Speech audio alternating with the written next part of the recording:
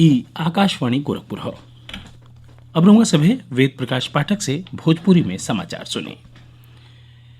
केंद्रीय कृषि मंत्री नरेंद्र सिंह तोमर कहले हमें कि सरकार किसानन के मंडियन के जंजीर से आजाद कैल चाहती बा ताकि वो अपने उपज के मंडी से बहरे कहीं भी या केहू के मन चाह कीमत पर बेच सकें। उहाँ के कहने कि किसानन के सुधार संबंधी जौने प्रावधानन पर आपत्ति हो, सरकार ओकरे बारे में खुलल दिल से बतकही खातिर तैयार हो।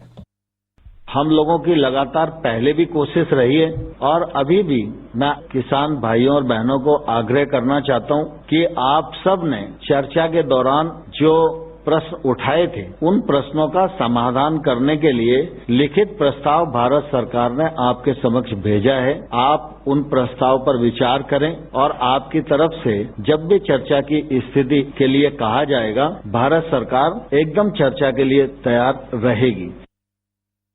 कृषि मंत्री किसानन के भरोसा दियवलन कि उनकरे जमीन पर उद्योगपति कब्जा नहीं कर पाई हैं।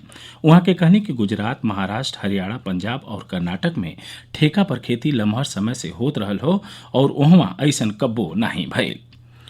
प्रदेश का कृषि शिक्षा मंत्री सूर्य प्रताप शाही कहले हमें कि पूर्वांचल में किसानन के आय के दोगुना करे खातिर बागवानी चाहे सब्जियन और फलन का खेती कारगर साबित हो सकेला।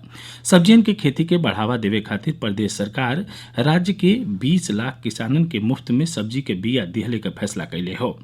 कृषि मंत्री आज दीनदयाल उपाध्याय गोरखपुर विश्वविद्यालय में पूर्वांचल के सतत विकास, मुद्दा, रणनीति और भावी दिशा विषय पर आयोजित संगोष्ठी के संबोधित करत रहना। वहां के कहने की पूर्वांचल में बागवानी खातिर असीम संभावना हुआ। अनाज जहाँ 6 महीना में तैयार होला, वहीं सब्जी 2 से 3 महीना में तैयार हो जाले। वहाँ के कहने की जरूरत यह बात के हो कि किसानन के ऐसन तकनीक के जानकारी दिहल जाए जैसे कि वो बागवानी से ढेर आमदनी कर सकें। कृषि मंत्री कहना कि प्रदेश सरकार कृषि क्षेत्र के विकास खातिर लगातार प्रयास कर रहल हो। केंद्रीय पर्यावरण मंत्री प्रकाश जावड़ेकर कहले हमें कि जलवायु परिवर्तन रातों रात भइल बदलाव नहीं हवे, बल्कि एह समय के स्थिति पछिला 100 बरिस से पर्यावरण पर पड़ रहल दुष्प्रभाव का नतीजा हो। पेरिस समझौता के 5 साल पूरा भइले के सिलसिला में आज नई दिल्ली में श्री जावड़ेकर कहना कि जलवायु परिवर्तन हाल के घटनन के परिणाम नहीं हो, बल्कि ई ऐतिहासिक घटनाक्रम का नतीजा हो। वहाँ के कहने की जलवायु परिवर्तन में ग्रीन हाउस गैस के उत्सर्जन के बहुत बढ़न हाथ होला। वहाँ के कहने की एक गैसन के कुल उत्सर्जन में अमेरिका 25%, यूरोप 22% और चीन 13% गैसन के उत्सर्जन करेला, जबकि भारत का हिस्सा सिर्फ 3% का हो। आवासन और शहरी कार्य सचिव दुर्गा शंकर मिश्रा आज अलग अलग केंद्रीय मंत्रालयन के प्रतिनिधियन और राज्यन के अधिकारियन के मौजूदगी में प्रधानमंत्री स्वनिधि योजना के लाभार्थियन और उनकरे परिजनन से जुड़ल सामाजिक आर्थिक जानकारी संकलित कैले का एगो कार्यक्रम का शुरुआत कैने। एकरे तहत प्रधानमंत्री स्वनिधि योजना के तहत हर एक लाभार्थी और ओकरे परिवार के सदस्यन के पूरा ब्यौरा तैयार कैल जाई, जेकरे आधार पर उन्हें समग्र सामाजिक आर्थिक उत्थान बदे केंद्रीय कार्यक्रमन को लाभ दियावल जाई। पहला चरण में 125 शहरन के चुनल गयल हो। लाभार्थियन के विवरण तैयार कर समय पात्र लाभार्थियन के पहचान कैल जाई और उन्हें चुनल गयल केंद्रीय योजना आ सुविधा के लाभ पहुंचावल जाई।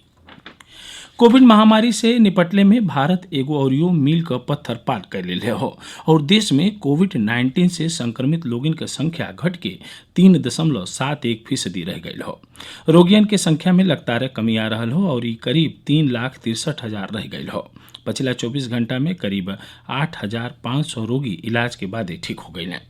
रोजाना दर्ज कैल जाए वाले रोगियन का संख्या 30,000 से नीचे बनल हो और बीतल एक दिन में 29,000 दर्ज कैल गए।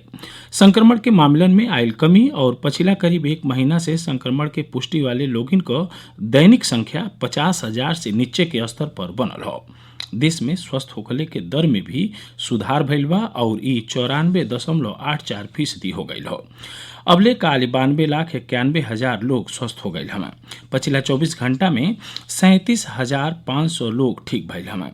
स्वस्थ होखे वालन का रोज के संख्या पिछला एक पखवाड़ा से नया मामलन की रोज की संख्या के मुकाबले कम बनल हो। इस समय देश में महामारी से ठीक भइल लोगन के संख्या रोगियन के तुलना में 25 गुना बेसी हो। एकरे साथ ही भोजपुरी समाचारन के बुलेटिन पूरा भइल। नमस्कार।